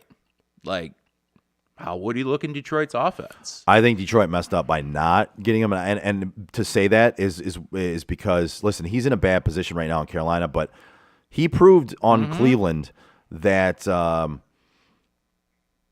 with a good offensive line, with a good run game, with offensive weapons, listen, he played pretty damn well that year that he took them to the playoffs and won in Pittsburgh. And yes, it was an overall team win, but he played pretty damn well. He did. And so, but with that being said, it's all about what have you done for me lately, and he's had a steep downfall from that year. Watching female flag football at intermission, it looked like some girl just had a hell of a throw though. I like the run games in this one. CMC has been decent. I mean, listen, San Fran's holding opposing running backs at 2.9 yards per carry, so that's not very good. But if they can get him involved in the passing attack, which is CMC's go-to, you finally saw CMC heavily used in the passing game last week. Yes, you did. 9 for 81 and a touch. The Panthers need to follow that game plan in this game as well. You're not going to be able to really run him between the tackles against San Francisco. You need to get him out in space. You need to get him the ball on screens, on passes, in the flat. This game for me heavily favors Jeff Wilson on the other side of the ball. It heavily favors a run game for San Francisco. And Deebo Samuel again is a good play, but I don't necessarily like Jimmy Garoppolo in this one. I think this is a running back game and a Deebo Samuel game because he does get runs. He does get utilized in the running attack. Deebo's definitely going to make himself some money on this game today. Yeah. So He's going to get some runs. He's going to get some passes. He's gonna earn those incentives that he got put in that contract. Yep. Absolutely. Are you looking at anything else on this one? No, I think we're good to move on. It's an unfortunately pretty uneventful situation over there. We are looking at Philadelphia, Arizona. Philadelphia 4-0, Arizona 2-2. Spread is Philly giving up 5. Your over-under set just under 50. It's at 49 even. Money line, Arizona plus 192 and Philadelphia minus 230. Take your sippy sip. Sorry. That's all right. So looking at this one, you've got the betting percentage at 59% favoring Philadelphia minus the 5.5. But you've got 56% of the money on Arizona money line. And then you've got 69% of the bets on the over at 48.5. This is one of the higher overs of the weekend. Money percentage has Philadelphia minus 5.5 at 83%. 72% of the money is on Arizona money line, though. And then you've got 59% of the money on the under. The value index tool rates this as the second worst value index for the weekend. It's not a good. It's not a great play in either direction. So you've got the simulations have Philadelphia winning by about 4. So with the over under being 5.5, it does favor Arizona slightly at about 1.5 in that favor. So based on the value index, that would be the play. Not necessarily sure it's a good enough play for you to touch it. If you want to buy it up a little bit, maybe, but for me, I'm not sure I'm going to do anything with that one. I again, siding with the value index because it was so good last week for us. I might dabble a little bit on it if I'm doing a parlay for the 4 o'clocks or the late games, but it's not necessarily hugely favoring any team on this one. No, and I do like Philly on it. I do think Philly's going to move themselves to 5-0. Oh yeah, that I agree. Offense. I'm not going to call it a powerhouse, but that offense is just clicking right now. And Arizona, not trying to say anything too negative about them because they're showing they're an above 500 team. But Kyler, I'm still not sold on, and Call of Duty is creeping up on us fast. So things might just go worse for him. And then receiver-wise, nothing looks that spectacular. Obviously, with Nuke out, you're not going to get those big flashy plays that you're used to. And in all honesty, Connor has not impressed me whatsoever out of the backfield. No, it hasn't been a great year for him. If you're looking at the offenses in this one, I've got Jalen Hurts rated as my second quarterback for the week. But Kyler's right up there. I got Kyler as 2, 4, 6. I got him rated as my eighth quarterback So for he's the starting. week. Yeah. He's been productive enough. It hasn't been great for him, but he's been productive enough. And then if you're looking at the running games, I don't have anybody. I do have Miles Sanders. Sorry. I Okay. do have Miles Sanders. Let's see. I got him at 14. So low end RB1, high end RB2. And then at the receiver position, A.J. Brown is about my eighth or 10th receiver on the weekend. And if you're looking at matchups in this one, you've got a great matchup for Goddard, honestly. This is one of the better matchups he's going to see. It's my Goddard play this week in DFS is almost like my Hawkinson play last week. And again, if you listen to the show, I told you play Hawkinson in DFS, and he went nuts. So Goddard and Ertz are my two this week that are the Hawkinson play at tight end this week. I personally, if you're looking at DFS, I don't suggest. He's got loose. Saquon got loose on a pass. Anyway, so yeah, they're my guys that have the potential to go off. In the unless the Hawkinson's game last week was unbelievable, so I'm not saying they're gonna have that kind of game, but they're my spend down a little bit and get good points in the DFS. With Kelsey and Andrews, I'm not spending up on them. It just, to me, it's not worth it in DFS. Obviously, they could have good games if they're in your regular lineups. I'm just not spending up on them in DFS. To me, it doesn't make much sense. And play your studs in this one. And listen, it's not necessarily a great matchup for Marquise Brown, but he has drawn target totals of 11, 17, and 11. And listen, on paper against Darius Slay, it's not a good matchup, but I think you got to play him. He's getting targeted an astronomical amount. You kind of have to. Yeah. Really, the only thing that I'm going to say, and it's not even different than anything you said, I love Ertz in this matchup. And the Giants are about to take the lead in this fucking game. Dude, I was just thinking about it as you were talking. Green Bay is having a hell of a time with the run right now. Yeah, they are. And Daniel Jones just took a nice one to the head, so it looks like he shook it off, though. Looks angry. And then when it comes to Philadelphia, the only question mark I have is Smith. I mean, Smith is one of those guys that goes in and out of fantasy lineups, kind of depending on who they're playing. With Arizona's defense, I'm not saying they're going to take AJ out of it completely, but I think that's going to be their heavy focus, and that may open up a little bit for Smith. Well, so and to back up some of those numbers, so they got the seventh they give up the seventh most points per game to wide receivers. The Cardinals do. They give up the second most to tight ends. So that again tells you why I back Goddard in this game. For sure. In DFS, and I think he's gonna have a good week for you as far as fantasy in your season long as well. It's a good game to start them. I'm leaning towards not starting Devontae Smith because he's so up and down. It might be a bad move for me, but he went off 1 week out of the 4 so far. So I don't really know. It's hard for me to put him in the lineups, but it's hard for me to say to sit him as well because he could go off. He very well could go off.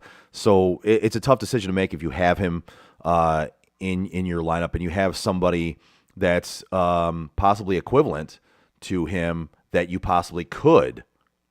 Wow, he's pissed off. Yeah, he's mad. He just said the F word. Yeah, that was an F bomb. I can't read lips great, but I know. Was it a holding call? It must have been because they went back. Well, they got back within the 5, and it's going to be 3rd and goal from about the 4-yard line. So anyway, listen. The matchups in this are good. You got Miles Sanders coming off an absolutely ridiculous outing of 27 for 134 and 2 touchdowns. Those numbers were elevated a little bit because, listen, that game last week against Jacksonville was in the rain. There was no Boston Scott. Arizona is giving up the 10th most fantasy points per game to opposing running backs and nearly 4.5 yards per carry as well. So he's a great play in this matchup as well. All right. We looking at anything else with this game? No, but like I said, the two tight ends are stand out to me as well. Like Ertz on the other side of the ball. This is a pretty good matchup for him as well. And it's a little bit of a revenge game. Yeah, absolutely. Philly's his old team. And, Absolutely. Not that they doubted his abilities anymore. They just decided they were going to move on at the tight end position. And Saquon touchdown. there you go. Saquon touchdown on a wildcat formation, runs it over to the right into the end zone untouched. Like I told you, Green Bay's been having issues with this run game. Or the running backs, period. Because even the running backs in the passing game have been a headache for them. Yep. And I just want to again tell you that the value index we have would have told you to take New York in this game with the spread. Would have told you to take New York plus it was +8 at the time that this was put out. So. Okay. All right, moving on to the last of the 4:00 games, Dallas versus the Rams. Dallas right now is getting 5.5 points. Over under set even at 42. Dallas plus 200. Rams minus 235. What are you thinking? A lot. Besides, I don't want to watch this game. Yeah, this should be a premier matchup, and it's just not at this point. So you've got Dallas. 61% of the bet percentage is on them plus the 5.5. 76% of the bets are on Los Angeles money line, and then you've got 61% on the over 42.5. If you're looking at the money percentages, so the money percentage switches everything up a little bit. It's got 58% on the Rams minus 5.5. It's got 91% favoring Dallas money line and 83% favoring the under at 42. When you look at the value index for this game, you have the value index favoring Dallas. They're the third highest favorite value index play this weekend. So they have the valuations on this, the simulations on this have Dallas winning this game by 4.5, which puts their value index at about a 9 to 10 point range in favor of Dallas. And you're going to take the points with Dallas in this one, and I favor that as well. And I also would sprinkle a little bit on the money line. I haven't done my 4:00 bets yet, but that's where I'm leaning. That's where the big money is put, and that's where the value index tells me to put my money. Fantasy-wise, what are we looking at? Dallas, nothing special. Obviously, CeeDee Lamb, as long as he's healthy, you're starting him. You are, but the only thing is he was added to the injury report late in the week. He had an MRI on Friday for his groin. Don't know what to make of that one. Keep tabs on it and see what's going on there. That's a rough one to favor. Says they're optimistic he will play. Yeah, and it's a decent matchup in this one if he does play. But it's a 4:00 game, so if you don't have any backups to put in there at 4:00, you might have to play a 1:00 guy. And actually, I'm looking at possibly playing Devontae Smith over CeeDee Lamb this week because of that. Now, Devontae Smith has a good matchup, as we talked about previously, and CeeDee having a late week injury, which I already said bothers me a little bit with players. I might side on playing Devontae Smith and not waiting for the 4:00 and having to try and plug another 4:00 guy in there or try and pick somebody up. Yeah. Other than that, like you're looking at, basically Allen Robinson has been the movie sequel we never wanted to see, Ghost 2. He is non-existent in this offense, and if you drafted him, he's droppable at this point, man. This is an offense that goes through Cooper Kupp and Tyler Higbee at this point. Both those guys have high target rates. I think the Heat just came on. Yeah. Both those guys have high target rates. So, I think they're both good plays in this one. I think Zeke is a sneaky play in this one, honestly. This could be a game where he finally gets a little bit going. It's a sneaky play. The numbers don't necessarily favor that running game, but it's a sneaky play for me. I have a slight just feeling. If CeeDee Lamb is banged up, they might rely a little bit more on the run. They might try and get that run game going a little bit. Not necessarily a great matchup, but it could favor trying to get him going in this matchup. How's that Dallas defense matchup? The Dallas defense been pretty strong. I mean, it's been the only bright spot of Dallas, and they're 3-1. So So Matt Stafford's getting sacked the second most times among all quarterbacks. Joey B still first. But nope, Carson Wentz. Carson Wentz. Wow, Yep. Joey B's falling off the top two. Then Dallas ranks number 3 in pressure rate and should make life pretty difficult for Matt Stafford today behind that injured offensive line.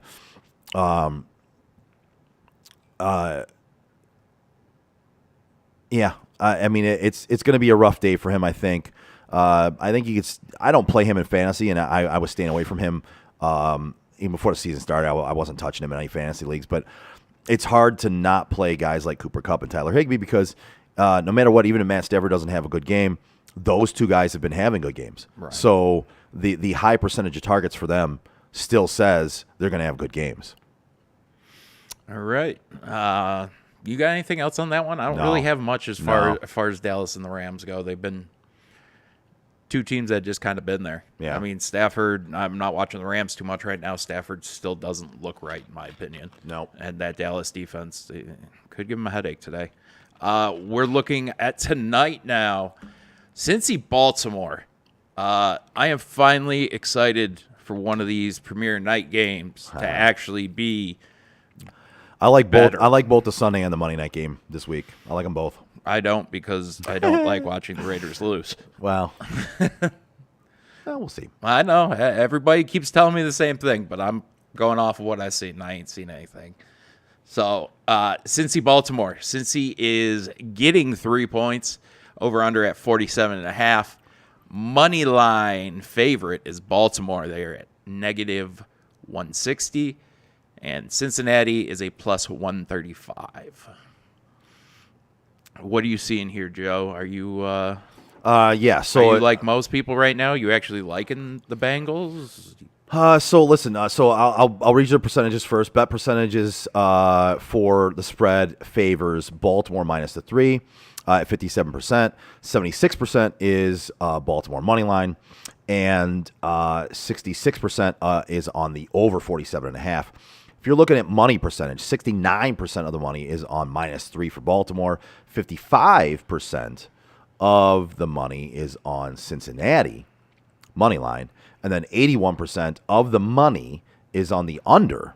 So it switched from bet percentage to money percentage. That percentage switched to the under. If you're looking at the value index here, we're looking at this game favoring Baltimore. The simulations have them winning this game by about 8 points.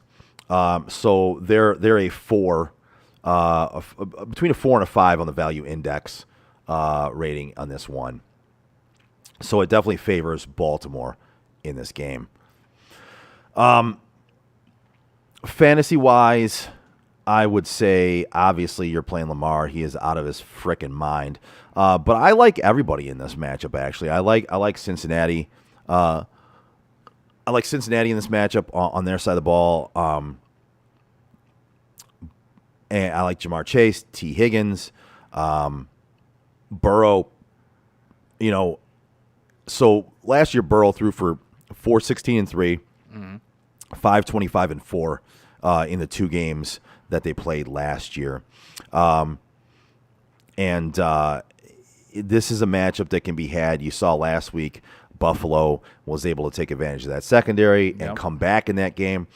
Rumor has it that the Ravens are changing their logo to mirror the Atlanta Falcons logo because they have become the new Atlanta Falcons in giving up leads and blowing leads. Okay. But 28-3, it's a scary situation. But yeah, I mean they can be had. So I like both offenses in this game, and I think you're safe to play all your guys.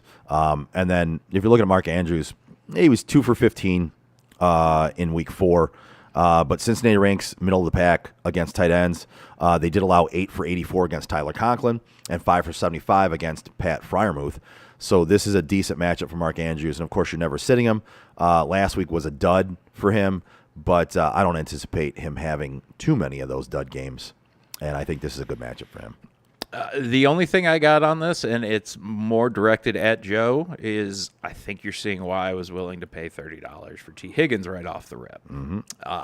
Number one receiver last year on that team, even with Jamar Chase. It just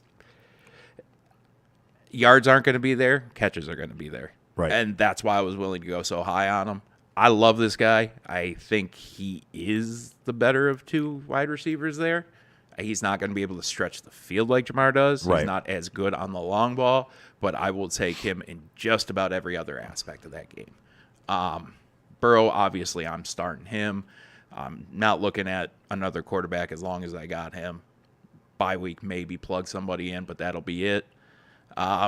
Flip side of the ball, Baltimore, Warpath Lamar. Warpath Lamar. Just sit everybody else, start him alone, and I think you can probably pick up a couple of wins this year. Outside of that, I don't really love anything else on Baltimore's offense. Receivers are decent, running game's decent, but everything's going through Lamar. Yeah, and I've got Lamar as my third best quarterback for the week, behind Allen and Hurts, and in front of Mahomes. Listen, the run game. So Dobbins has come in and he played pretty well last week. This isn't necessarily a great matchup for him, though. I still have guys like Dameon Pierce, and I had Melvin Gordon rated above him. Damian Harris, Miles Sanders, James Robinson, Jamal Williams. He's on the list. He's right above Jeff Wilson, right above Ramondre Stevenson and Breece Hall. But if you have better players, I'm not playing him. So I have Dobbins in quite a few lineups in my season-long leagues. I was all over drafting him later because he was going to come back from that injury, and he's going to be the guy, right? So I was all over him at the beginning of the year. There's a couple of leagues I'm playing him, and a couple where I'm not. It depends on what you have on your roster other than him. Again, if you have guys like James Robinson, Miles Sanders, Damian Harris, I'm playing them over him. But even Wilson, I'm playing. I have him rated very similar, but I think Wilson's matchup still rates a little higher, even though I have him rated very similar. I'm still playing Wilson and Ramondre Stevenson above him as well. But he's right there in that range. Alrighty. Are you looking at anything else with this game? No, I think we're safe to move on from this one. All right. And we are going to finish up on Monday night when Kansas City hosts my Raiders. The Raiders. Kansas City laying 7 points, over under at 51.5. Just spoiler alert, I'm taking the under on that one because Vegas's offense has not impressed me whatsoever. What? Money line, we are looking at KC as the heavy favorites. They are negative 330, minus 330, however you want to say it. Vegas is a plus 270, though, and I could see that maybe being appealing for some people based on opinions. Yes, so I'm very quick on the betting percentages because they're very highly favoring Kansas City on both the spread and the money line, and then it highly favors the over. This is the highest over for the weekend at 51.5 is what I have here. I'm not sure. Yep, that's what I got as well. Okay, so money percentage highly favors Kansas City minus the 7.5, but it switches over to Las Vegas plus 270 on the money line. Again, money and bets are different. Money is the smart bettors. It's the guys that have the money. And again, in a game where they anticipate it could be close, they're going to put money on the higher payoff. And it also favors 94% favors the over 51.5. Really? Yep. So if we're looking at this game based on the value index, they had this game based on the simulations being about a 1.5 point win for KC on all the averages. So this highly favors Las Vegas. They are a 5.5 on the value index, taking the points. Basically, take the points, and this is saying your percentage is higher to win taking Vegas with the points. And again, it's only a 1.5 point win for the averages of the simulations for KC. So that's, again, why you get 83% of the money, the smart money, the bettors, on that plus 270 money line for Vegas, because they have this as being a close game. Close games can tend to go either direction. I'm shaking my head because this is exactly what Vegas wants. They want to take the schlep like me, and they want me to be the guy who looks at it and is like, you're out of your fucking mind. Kansas City's going to just dominate and throw all my money on Kansas City. And this is what we talk about every week. This is where Vegas knows something that I don't. I don't know what that something is. I see a situation, if we're going in the over, Kansas City's going to have to put up damn near 50 points themselves. But, again, I'll ask you for the third time. What does Vegas know that I don't know? I can tell you they know a lot more than I do. I don't know about you, Right. but they know a lot more than I do. Well, if they know more than you, I can promise they know a lot more than me. If we're looking at fantasy on this one, we're looking at, I got Mahomes rated as my fourth best quarterback for the week, and I've got Carr rated as 10th. I like this matchup for him. Listen, he's going to have to throw. He's going to have to throw to keep up with. Bless you for that one. Yeah, he's going to have to throw to keep up. And listen, he's getting Hunter Renfrow back. This is a good matchup But for. what's he going to be? Like, trust me, I want to start him. But He's the outlet. He's the guy that can get the passes across the middle. He's the guy that can open things up. So if you saw, the matchup is better on that offense when Hunter Renfrow's in there. Oh, for Not sure. necessarily that he's going to get a ton of play, but he opens things up for Adams and Waller. And I think you're going to see a good matchup here for those guys. I really like this matchup for Josh Jacobs. I think they're going to run his wheels off this year.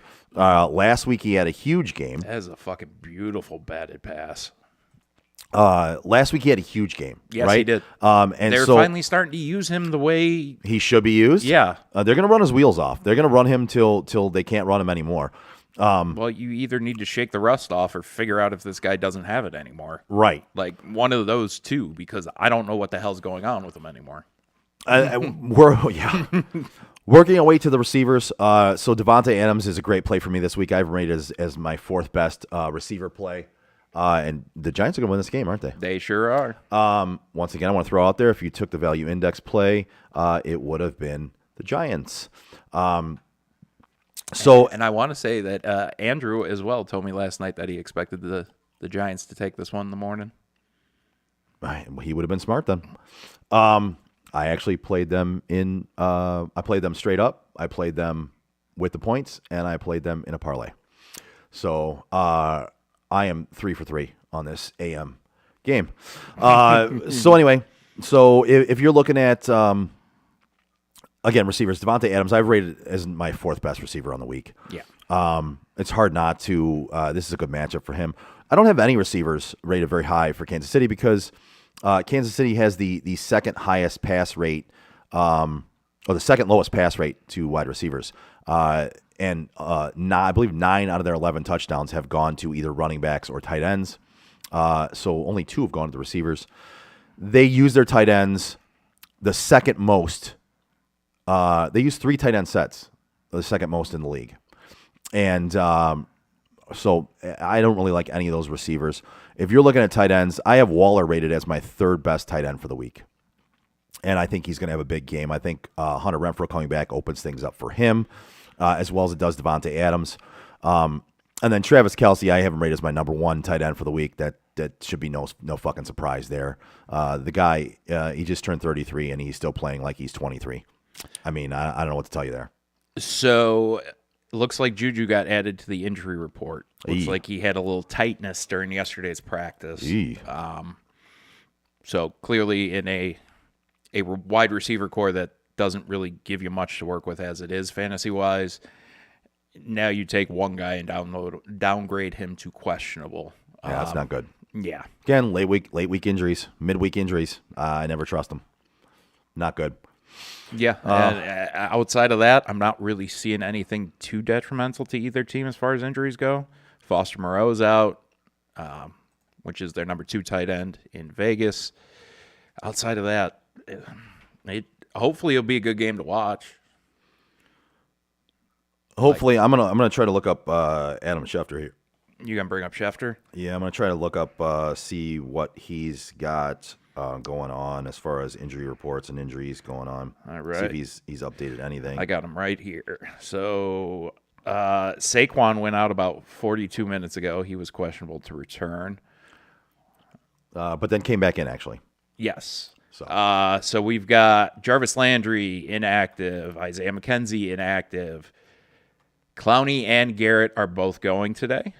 Amon-Ra St. Brown active. Kamara active. Nice. All right. And let's see. We've got some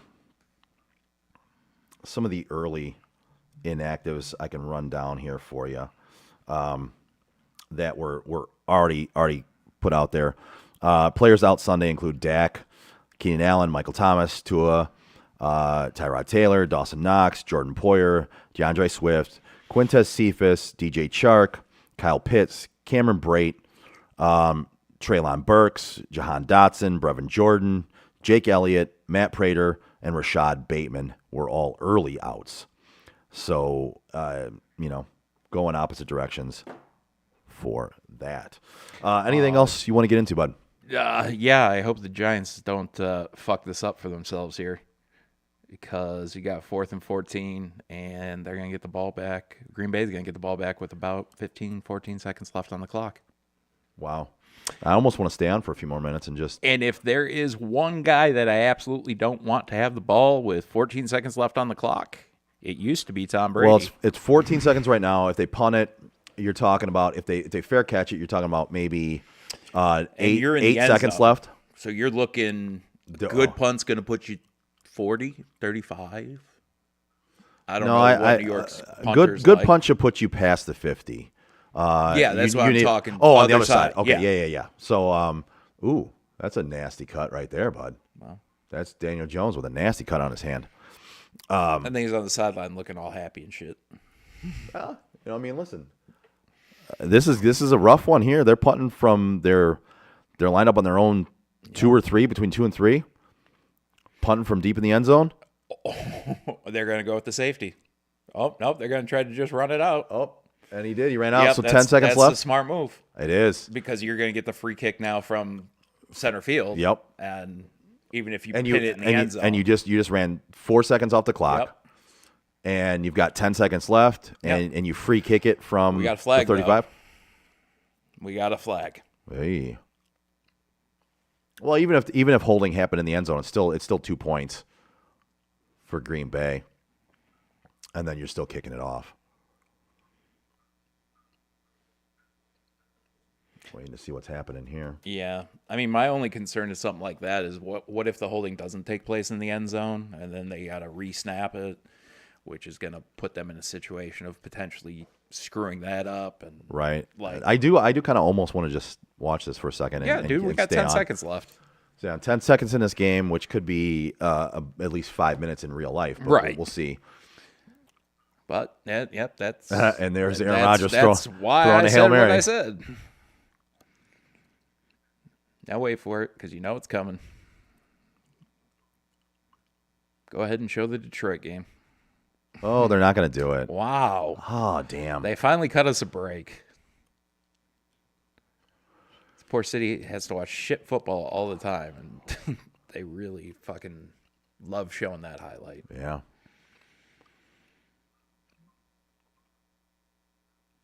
God damn, they moved that way far back. Yeah. Although he kicked it out to almost the 20. And they added time. They added time to the clock? Yeah. Oh. So now they got 7 seconds left. They're at the 41-yard line. They're at their own 41-yard line. Aaron Rodgers, 7 seconds left at their own 41. Go up your chin strap, Aaron.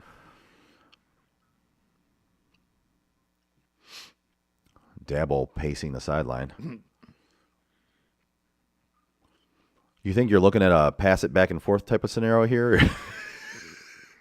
I hate to pull out the Caldwell. The hook and ladder? I hate to pull out the Caldwell line, but we were looking at more of a pass back and forth type of thing. So Aaron Rodgers from the 41, the Green Bay 41. Yeah, he's firmly planted at about. You've got 36. 7 seconds left. If you throw an out here, you've got enough time to throw an out. Oh, a false start. False start. Back him up 5 yards. False start. Number 76. Left tackle. Moving back 5 yards. They pin it on Bakhtiari?